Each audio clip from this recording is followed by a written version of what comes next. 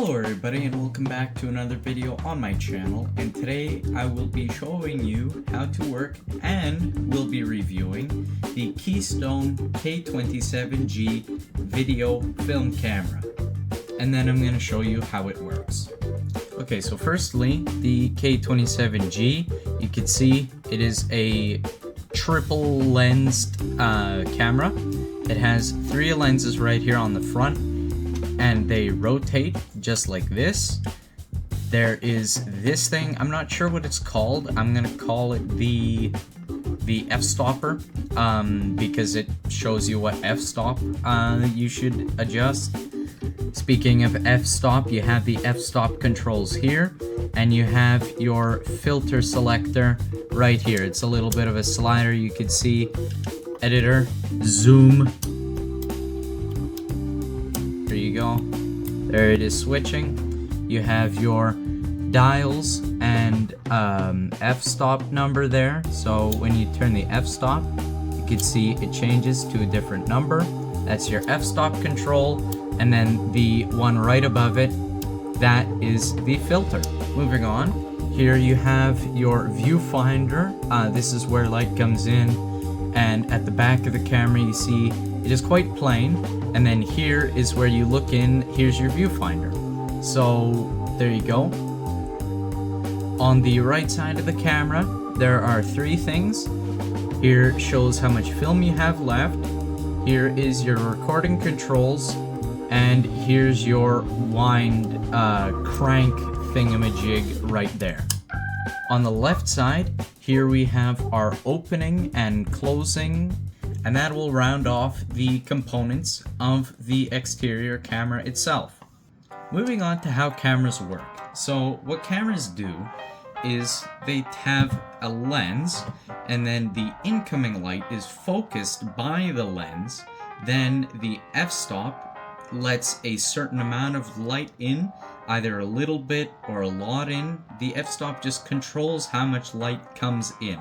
So the lens focuses the light, the f-stop lets a certain amount of light through, then there is the actual lens itself called the shutter, and the shutter opens and closes, kind of like an on and off, to let the light in, and then the light hits a piece of film, and that captures your picture.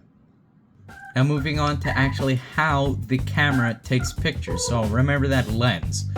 This camera has 3 of them. So that is different zoom levels. So you have your wide lens, your standard lens, and your zoom lens. So there you can see that's the zoom lens, this one. This is your wide lens, and this is your standard lens. Now this specific camera is missing the yellow lens, and that's alright, except I've only got 2 of them.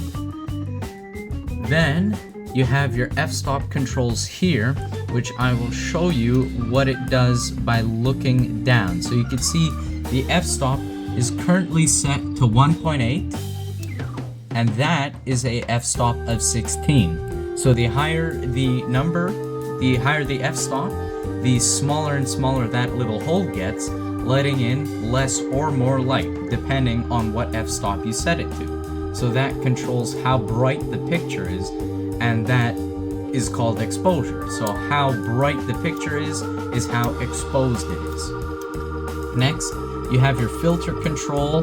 There you go.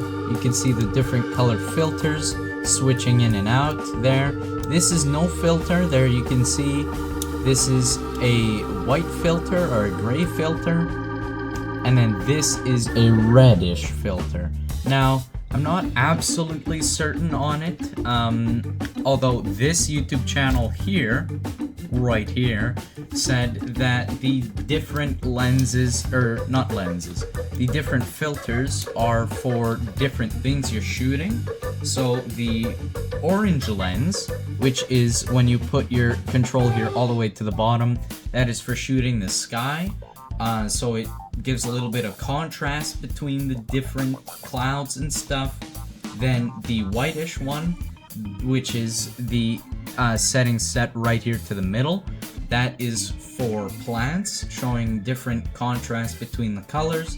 And then when you put the setting all the way up, which is indeed no filter, that is just for standard shooting. Now, moving on to the actual interior of the camera, what you'll have to do is there's this kind of like a little ring. You're gonna have to lift it up like this, and then once it's like this, you have to turn it counterclockwise, and then you simply pull up on it, and the outside cover comes off, revealing the inside of the camera. Now this looks a lot more confusing than it actually is. All it is you put your film spool here, the film goes this way, and then onto this spool, which winds, it pulls the film from your film spool down to this spool.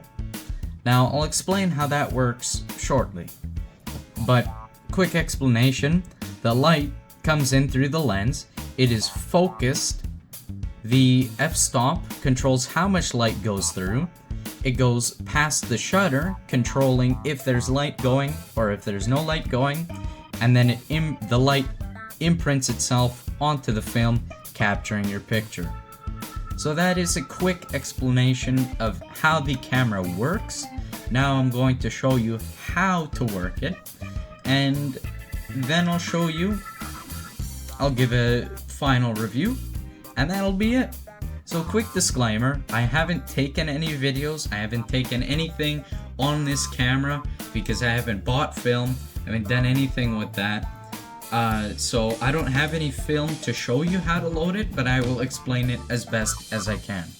So you buy a film spool, you put it in here, and there are two sides of the film. There's a shiny black side, there's kind of like a whitish side. So the shiny black side needs to be facing inward toward the camera, and the shiny white side needs to be facing this way, so the light travels on and imprints on that white side.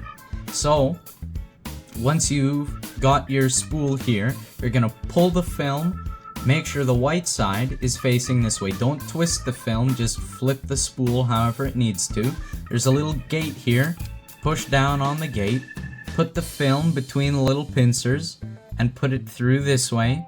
And then you can, I'd assume you can let go of this little pressure gate, and then just as the arrow shows, maybe yours doesn't show but mine does show, you'll put it down this way and then pull it along through here and then funnel it past this little arm, push it through, wrap it around here on the spool. You can actually take off the spool just like this, so when you wrap it around, make sure you get it on the center there, and then the camera should do the rest on its own. Then you can put the spool back, make sure that the arm is on the underside of this little lip. I don't think the spool will go in if it's any other way, but make sure that your arm does that. So now you've got your film loaded, you're ready to go. Make sure you do this in a dark room. Make sure you do this in as little light as possible.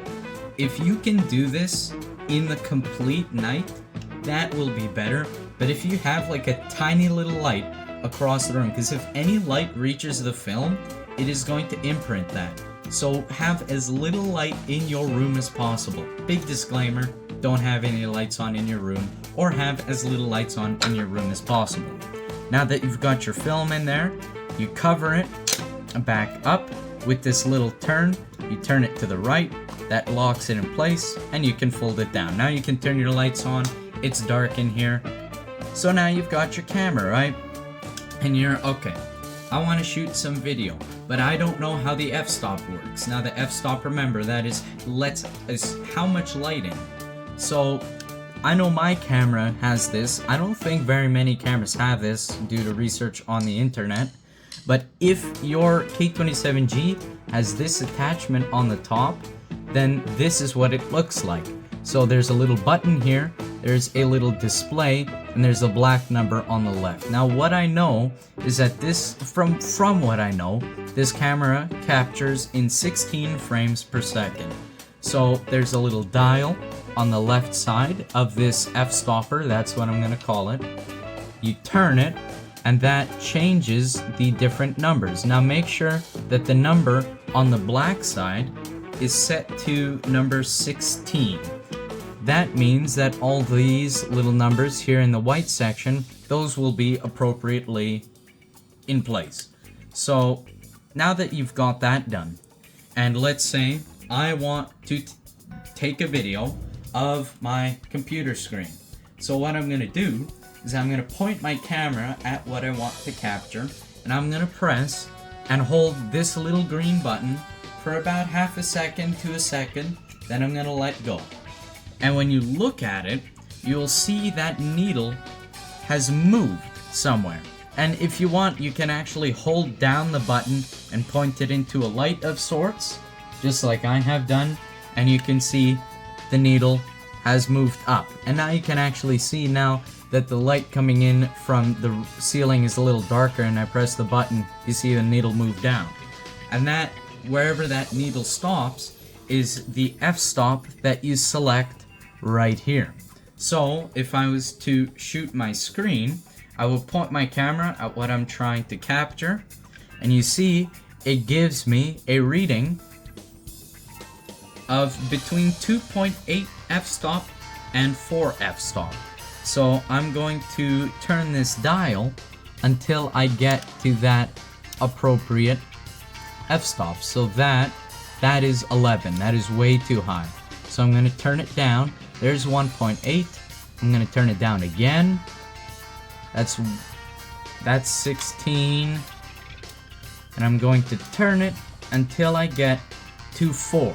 So 4, that will be my f-stop. Now, if you don't have this, it's going to be a little more difficult for you, but there are labels here on the left side that show you hazy or dark day or cloudy, and that'll give you a little bit of a better explanation. Now, looking through the viewfinder, you'll see some different squares there. So the red square, that is what is being captured by the zoom lens. Now when you have your zoom lens on, that red square is what is being captured by the zoom lens, the red lens. If you change your lens to the yellow lens, then what is inside of the yellow square is being captured by the yellow lens. Now from what I know, the black lens just captures the entire viewfinder. So now that you've done that, and you've got your lens selected, you put your little wrist strap on, and you take out the little crank from its little hole, and then you turn it clockwise. And that is going to wind a spring inside of the camera, and that spring stores energy, which then goes to capturing film. Now, turn it not all the way, because these cameras are a little bit old. Then you put it back in its little spot, and now you'll see these controls. So pushing up, it captures one frame. You push it down and hold, that captures video. And if you want to just, instead of holding it down, you want it to just be on and capture, push it down all the way, and that'll capture video for you. Now, don't play around with that with film in the camera. Just be sure when you're pointing at something, you look through the viewfinder, you pull the trigger, and you're recording. Those are the basics. That is how this camera works. If you'd like a more in-depth video, hopefully by then I will have some film and I can show you how it works. I'm not sure how you develop the film, not sure about any of that. I'm just showing you the basics of how the camera works. And once the spring runs down all the way, you'll hear it stop. Just like that, it'll stop. You return the lever back, and there you go. You've recorded your first video. Hopefully not on actual film, play around with it a little bit first. Don't break it. It is from the 1960s. It is a little old. This thing is fully metal. This is all metal. So if you drop it, it probably won't break, but that doesn't mean you should drop it. So moving on to final thoughts. It's a great beginner camera, great beginner film camera. It's small. It's as big as my hand. I have kind of small hands, and this is as big as my hand. It's got some weight to it. It does take 8mm film. I'm not certain on what kind of film or anything like that. You can look up the manual, but on the side it says 8mm film. I didn't find too much about this camera on the internet. Maybe you'll get some better luck. But, I don't know. It's a good camera. I think it's easy to record some videos with it. But, remember, take care of it. Clean off the lenses with a cloth. Clean off your viewfinder. I used a Q-tip to get in there because it was kind of dusty. So, that's the video. Thank you very much for watching. And I will see you guys in the next video. Now remember, go outside, have a good day. Thank you very much for watching today's video. Bye bye.